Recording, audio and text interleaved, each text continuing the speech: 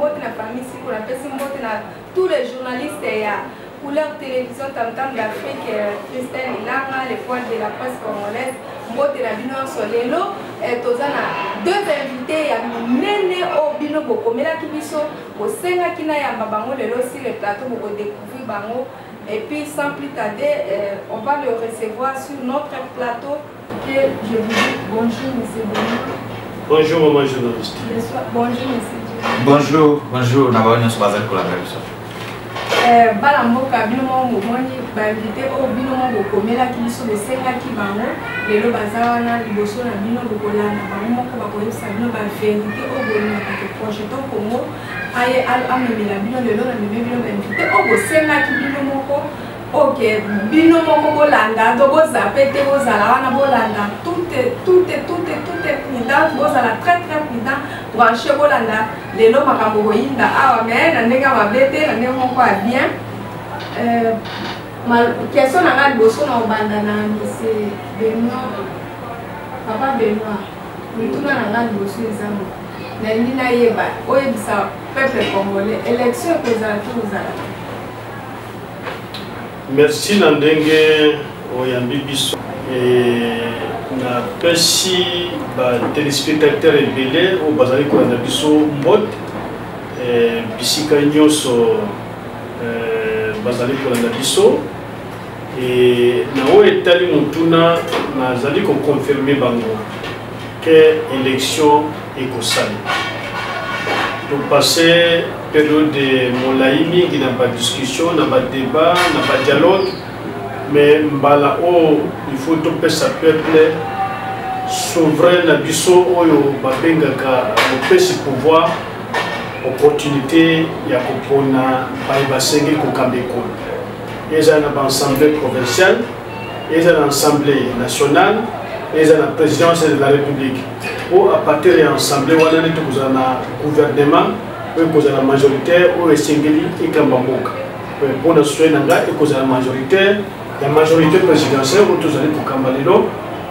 po tokobattre opposition mais pouvoir epesami na peuple le 23 décembre 2018 ezalika mokolo wana nde élection esengeli esalema bayebanso baza na possibilité po nzambe akopesa occasion ya kokoma mokolo wana bakosala bachoix na bango par rapport na baprojet de société par rapport na badiscours na biso par rapport na oyo bango bayebi donc élection ezali ekozala tenue na date oseni ezali kopesa mpe ezali unique chance to occasion ya kokota na pouvoir oyo aboya élection alongwa Congo mais peuple na biso esengeli peuple a se prononcer au travers processus oseni azolancer déjà par différentes procédures pour tokoma l'élection proprement dite. Ça va, Bolandi, moi, Benoît alobi élection ekozala pe eza na date ekozala na date oyo eza respecté bino mo boyoki po bobalobaki te non élection ekozala te bozomona clair te par rapport na candidat pe choix ya bango oyo ya dauphin mais boyoki quand même alobi ke élection ekozala mais nangi natuna mpe motuna oyo boyebisaki nga natuna bato ya UDPS lokola mwana mboka jenikandi aza na tokotuna papa jenikandi yebisa na population congolaise bazoloba ke bino boza clair te par rapport na diplôme ya candidat na bino Félix Tshisekedi est-ce que likambo wana eza ya solo to eza lokuta yo moko mekana koyebisa bango mpo bobule ekomi na même na cité partout ezoloba Merci beaucoup maman journaliste na kosengo eloko moko parce que ezali première fois toleka na bitando moke ezali pe occasion bala liboso tokutana na ene na ngai Benoît Yolamba na plateau moko mpona kodebatre makambo etali mboka na kosenga ke oyo otikala biso ntango ebele parce que ngai nayebi ke bino bajournaliste bozalaka soki tuna commentaire na bino ebele bolia lisusu minute na biso bainvité yango il faut que biso tozwa mwa temps ebele mpona kosala débat parce que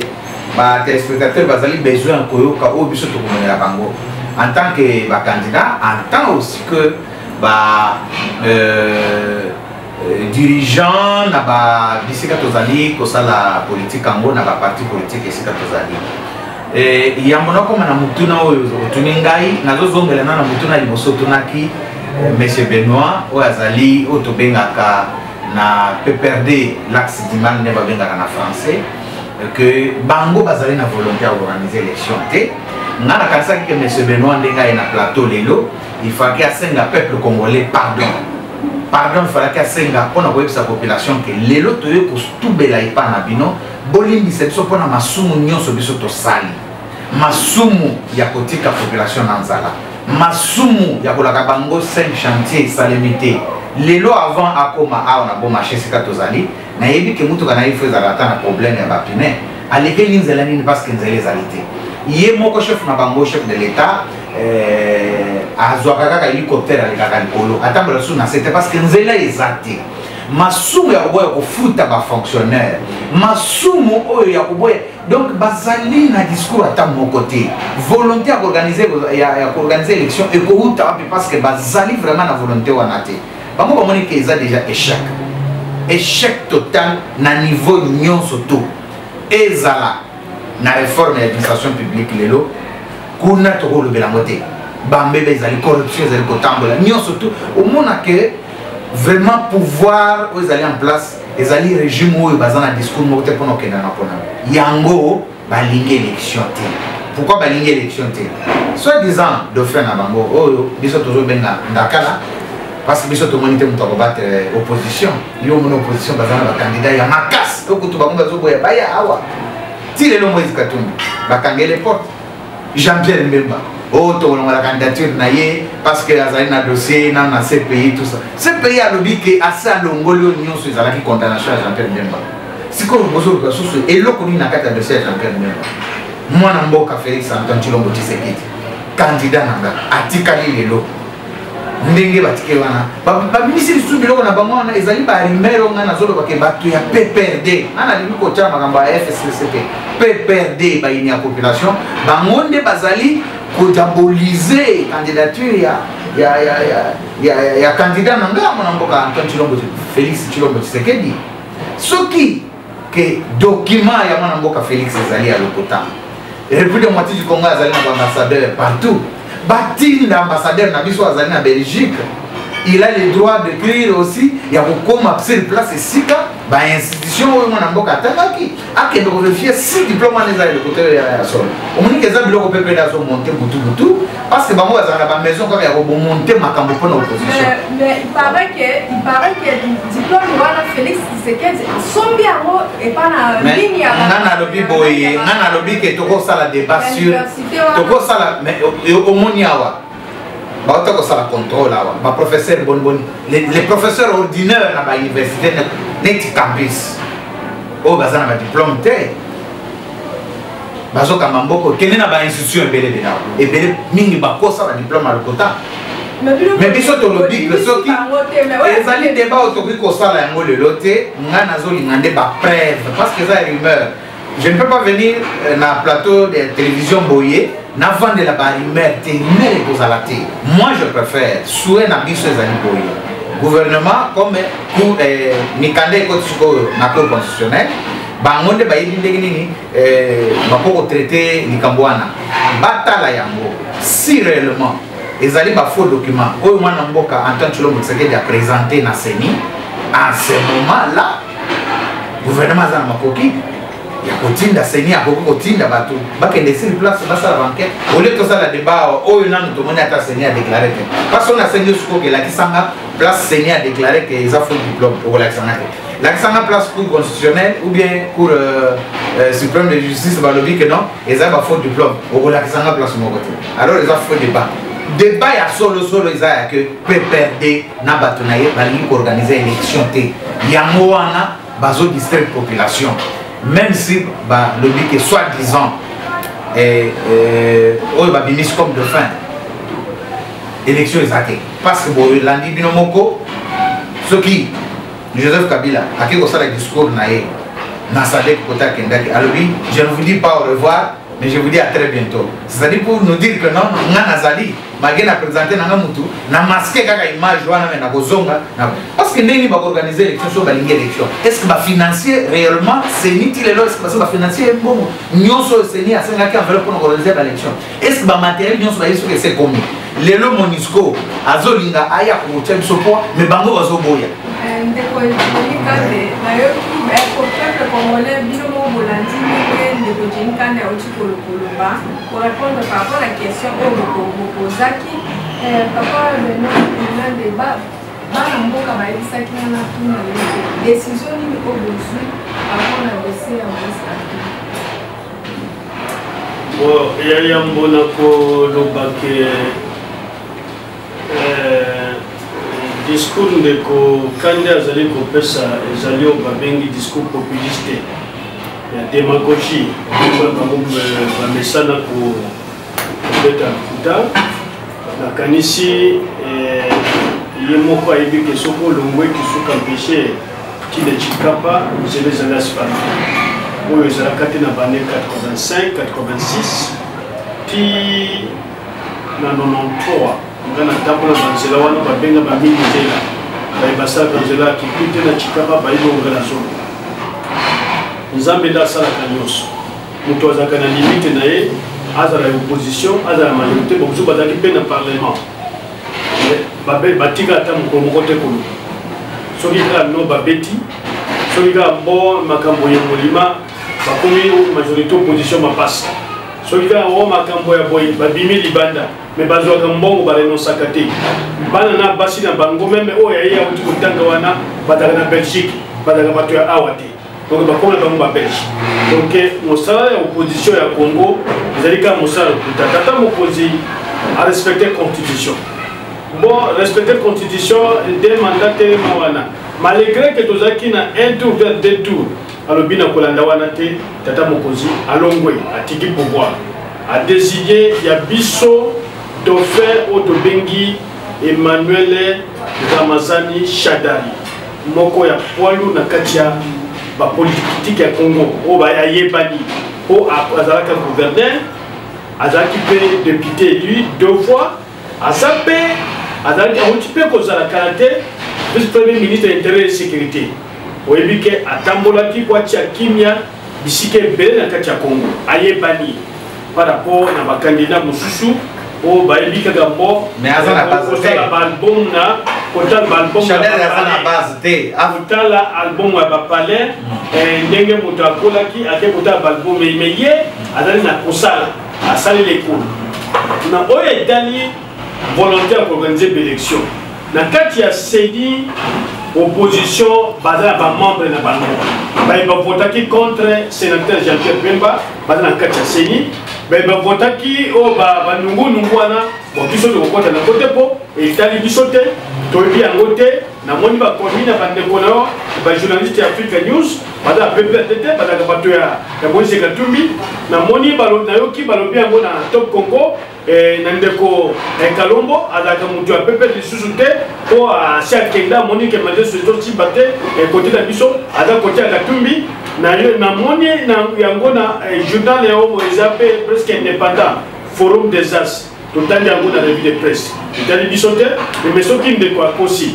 il faut kaka po bakende devant la justice il faut candidat moko président de la République nde esaisir cour constitutionnelle na ndenge mibeko ya mboka elobi to loi électorale elobi nga ndenge naza boye naza député candidat donc candidat na députation nationale naza na capacité te to pouvoir te ya kokende kocontester diplôme ya ndeko Félix bon nayelaki mpe yango na plateau te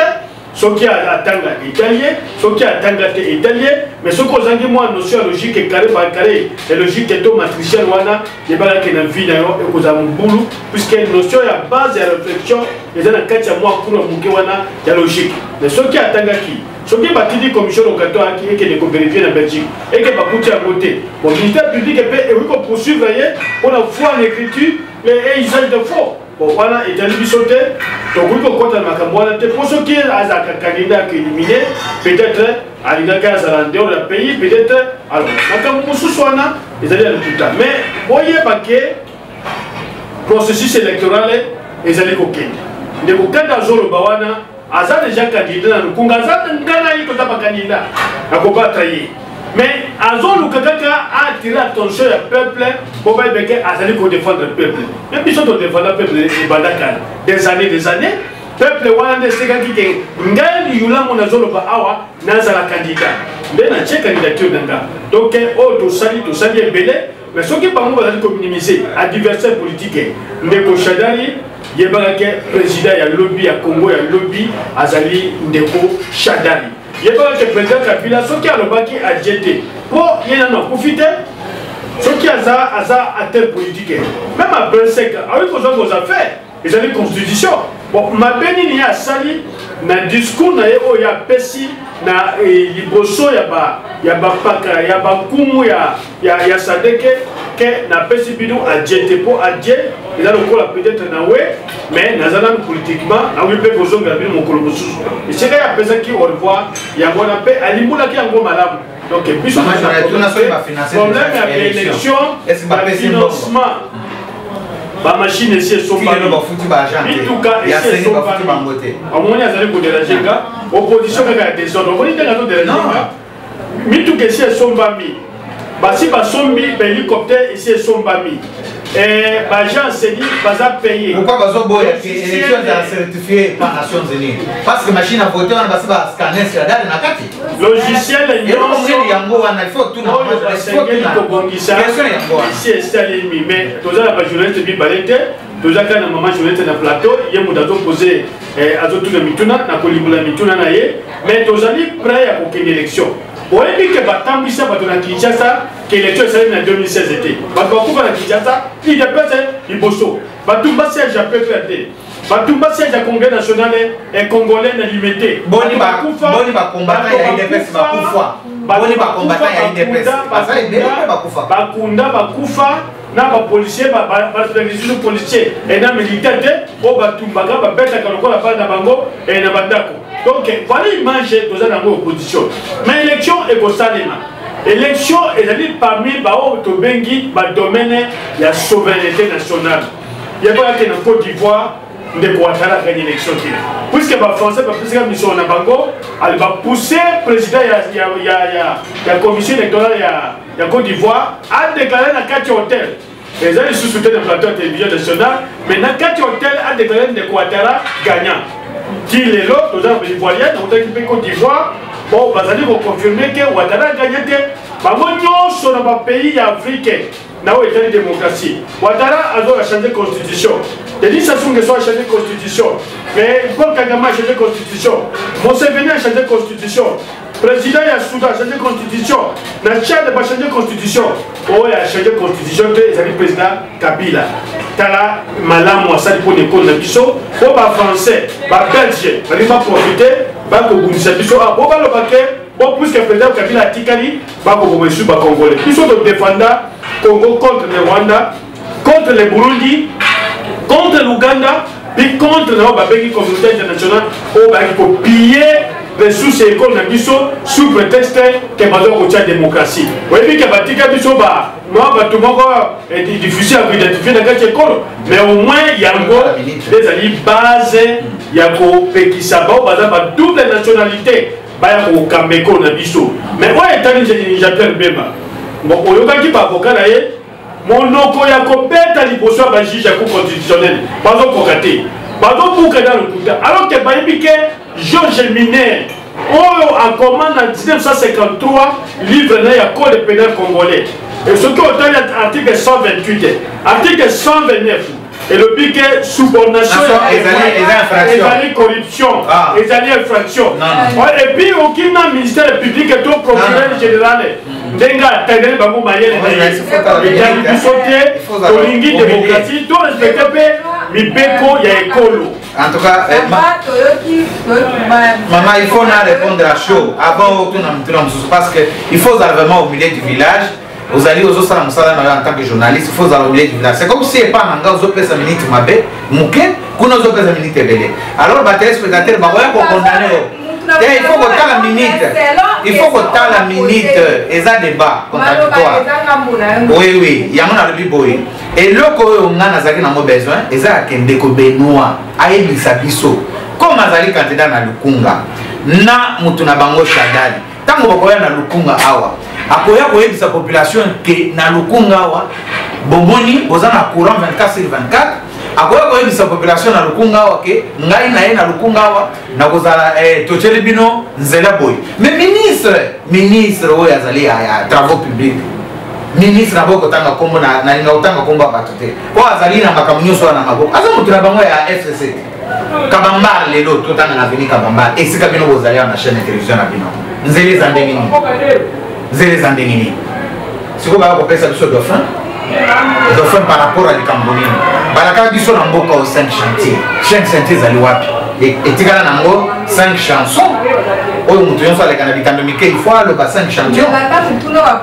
menga biso totuni zela na opposition bino kosengaki transition sa Kabila mais bango balobi boye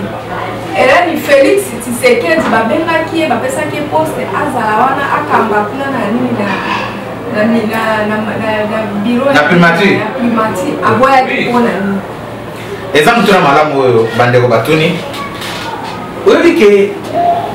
régime oyo toza nango en place eza bato bazanga mawa ezali bato baza na respect ya parole donete bazala na respect te parce que ozozongisanga na mutu na wana population batuni yo ntango tokendaki na epa basango banganga mayele kona eza mpona kokakimia na mboka nga nazomona te église catholique akoya kokota na makambo politique mpo babénéficie nini atako bazali kokritike tata cardinal Mosengo Butumoi oh non alingi asala politique oh alingi asala transition mpo aremplace biso ezali susi na ye te susi ya église catholique ezali ya kopesa kimia na mboka par rapport à makambo parce que bamoni ke bango bazodribble population discours na bango ezali kaka ya ba 5 chantiers mais bazosala eloko te mais toyebisi na ndeko Kabila que mandat na mibale sesili constitution elobi après mandat mibale ozali susu na kokamba mboka te bango batingami toyebisi que non il faut démissionner parce que mandat na yo esesi au nom constitution elobi boye que soki mandat esili le président reste en place jusqu'à ce que tokozwa président mosusu baya kosala remise de reprise ah eza nde mbongo na tokende koyokana po toyeba soki okotika lobi okotikala te dede toyeba ndenge nini maponama yango okoorganize yango parce que tomonaki déjà que baza na volonté ya koorganize élection ntango oye azwaki mandat deuxième mandat c'est le moment où il devrait mettre en place système oyo ya kobombaka mosolo mpona koorganize maponami comment tokomi kaka na temps ya suka problème ya kobima o nono n'avons pas de moyens pour organiser les élections yango tomonaki déjà que mayele na bango ezalaki mabe tosengaki ke tokende koyokana na oyo basengi dialogue wana ya 31 décembre 2017 epa basango kuna bientôt une année tokei kuna basigne baakord wana elobi balobi ke non premier ministre akouta kuna na rassemblement et non bato na bango babanda osola na bango butu o soi-disant ti balaza na prison pion na bango bazosola na ye na butu na prison basami bali banga oyo kutu biso toyebaki te bazosola bango butu c'est ça les pions batindaka na idps mpona kodestabiliser opposition c'est comme ça que na kolo wana toyokani ke banome mwana mboka Antoine Félix Tshilombo Tshisekedi comme premier ministre babimisa politicien nyonso oyo bakangaka bango mpona problème makambo etali politique lié à la politique Diomi Ndonga azali wapi atako bakoselaki ba makambo Frank Diongo azali wapi o abombaki minduki nanda wana eza ba stratégie ya PPRD mpona kokitisa lokumu ya bandeko ya opposition et bandeko mosusu moyambo baza kuna basala bango nini tolobaki na akoro wana ke bolibere baprisonnier politique nyonso bolibere bango bomeme mwana mboka Félix Tshilombo Tshisekedi comme premier ministre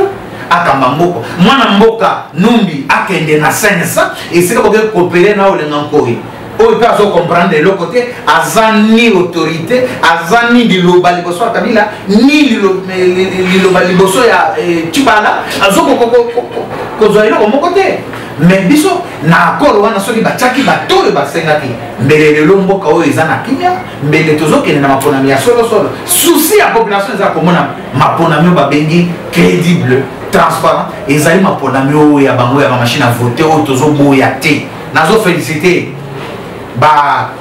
bana mboka oyo bazobenga bango lucha oyo bazali kotambola butu moi mpona koboya korejete machine à voter biso mpe na candidat na biso mwana mboka Félix Tshilombo Tshisekedi toboyi machine à voter wana malgré que topesi bacandidature na biso parce que discours ya peuple ezalaki ke baza na mbongo te bango bayebaki toza na mbongo te mais nous avons payé na niveau nyonso tout présidentiel et législative provinciale tina bakommunaute tina bacandidat na biso c'est ça la réponse na kopesa ke barespectaka mibeko barespectaka baengagement te yango wana omonaki ke basali mayuya baekonome cibala banome bato mosusu oyo basami baki merci mwana mboka denikande papa deno bana ya Congo babinaki na loboye problème oyo bauti kotindela question oyo par rapport na makambo oyo ndeko génie auti koloba ke likambo ya machine à voter oyo bozoyokana na opposition te bon oyo etali machine à voter ezali na loi électorale ezali biso te bato tosengeli kolongola machine à voter to biso nde tosengeli kotia machine à voter. Machine à voter ezali imprimante oyo seni abongisaki po permettre na bana mboka basala mwa vote ya mbangu mpo basangisi baélection misatu na mokolo moko mpe na mbala moko batie élection ya badepute provinciaux batie élection ya badepute nationaux baye kotia mpe élection ya président de la république to élection présidentielle na trois élections wana ekosema sile mokolo moko mais au lieu bato bakendaka aoke okomi kombo aoke okomi kombo ekozwa temps ebele mpi ndenge basila biso ezalaka wana oyebi toza na 2006 sila biso ezalaka molai okende kofuye okende komona kombo ya mutu na yo matuka efo kozala motema mais awa na machine otangi na kombo ya ndeko Yulama bafini kaka Yulama bimi pointe ndeko Kande ofini kaka Kande ebimi ndeko Shadari Ramazani ofini kaka ebimi minute misatu ya pamba sur 600 personnes à kati ya bureau makambo esili 18 ans coup déjà musika aussi sélection mais oya kala wana komemaka ba papier ebele okende ko crochet wana mosusu ba crochet kanelongi mais to ningi susu ko perdre ba vote te ole mo dake de ko crochet nelongi ko koma vote nul bulletin nul moto akende kaka asenga kombo mutu naye et chez moi to perdre ba vote mosusu exactement la balobi ke machine wana nyonso eza programmé kaka déjà na bino bato PPRD donc ata moto aki a fini par exemple ndeko génie ngana par exemple musomo pakake ko voter papa génie Kande afina kuna ebimi na kombo na yo po yoza déjà moto PPRD eza déjà na kombo na bino même ndenge baponi dauphin babi machine wana déjà nyonso eza na kombo ya dauphin na bino ezali lokuta makasi mama nga naza liboso ya bakamera ya église chrétienne nakoki kokosa te oyo nazali koloba ezali vérité bango moko bakenda na seni bato na bango rapporteur ya UDPS atikaka kolongwa te bato ya UNC batikaka kolongwa te bato ya MLC batikaka kolongwa te moto ya société civile mpe alongwe te bango nyonso baza na kati ya biro ya seni badesizio wana nyonso bango nde badesidaka nde bazwaka ensemble badesizio wana après badébat après masolo bango nde badeside batie biso bachine wana biso toza na deuxième toza na premier vice-président mais bamosusu nyonso baza na kati ya biro wana ebele bauti opposition kutu bango nde bazali na majorité na kati ya seni majorité présidentielle to PPRD to FCC ezali kobongisa maponomité ezali commission nationale électorale indépendante ezali kobongisa maponomi yango nde esala na 2006 yango nde travaille na 2011 yango nde kotravaille lisusu na 2018 ndenge processus ezali kokende mais eloko na kamwaka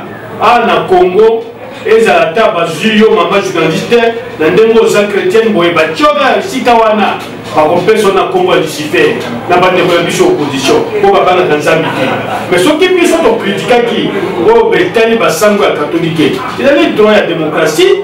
soki tomoni ke pako bazobenga kuna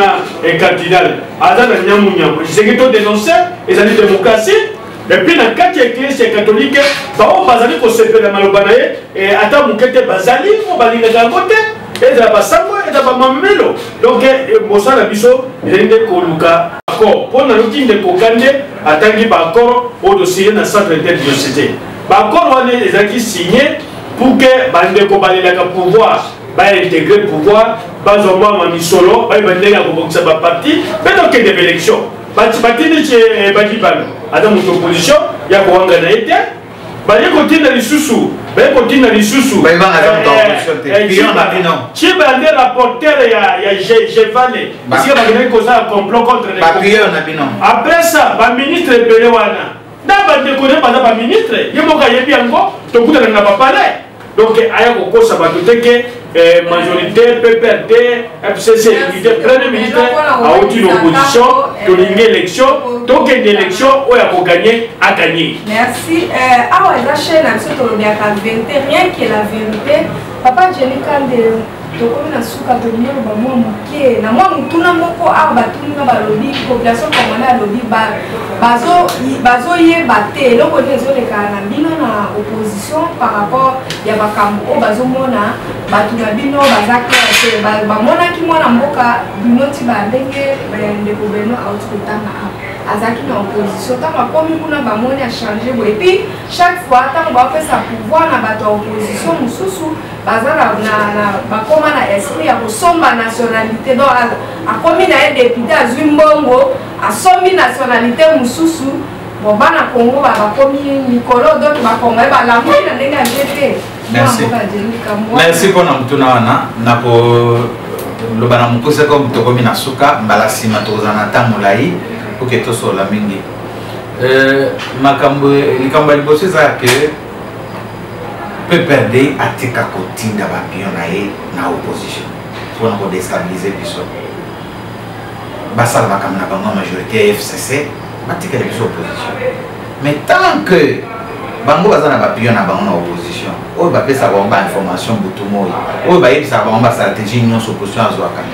opposition kozala toujours divisée parce que tu évites mutema ya mutu na moyo to sololi na buto akenda kawapi.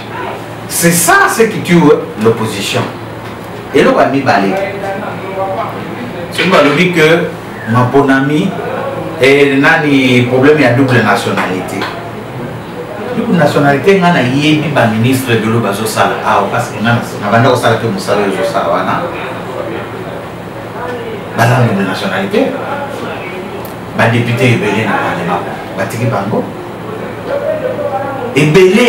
qui n'a cabinet en Kozamboka, pas en double nationalité. Alors, la loi est à la deux poids de mesure pour le petit peuple et et frapper nous. Tant de frapper à côté Nabiso, candidat Nabiso, collègue Nanga Ariette Ouam. Est-ce que mon Nabiso te l'a dit? Ça, c'est un IDPS. Ça, c'est un Nabiso. Est-ce que mon te l'a dit? Mais, bazon de la côté là-bas. Au moment où la majorité des bazali, bazaï belo bazon bata massima. Baï belo quoi, basalaki, ils appona kolembisa opposition. Biso to kolembate, tous allez toujours là pour na kokende le boss. Merci moi mboka jenkane. Papa beno yo le ba makamuke moi ya suka pour to comme déjà suka tanga nsokuna ka régie à ça ils sont déjà sim que to comme na suka. Ni kamba nationalité wana yo ko za double nationalité na bon, on a une double nationalité, il y a porteur de nationalité congolaise, kaka yangonde na kufela ka yangonde na bundaka yangonde na bundisa kigali na ba occidentaux pour la défendre bande ko biso o ba waki na bitumba o ba memela biso na ba mi ya Moïse Katumbi na kati ko na biso et ba Rwanda na ba Uganda ti lelo na bundisa ba ngo ko na biso. Et oui, il a une double nationalité, il a dit opposition, il a dit la majorité. Oui, même dans le cas de ministre Moko à Palou, à perdre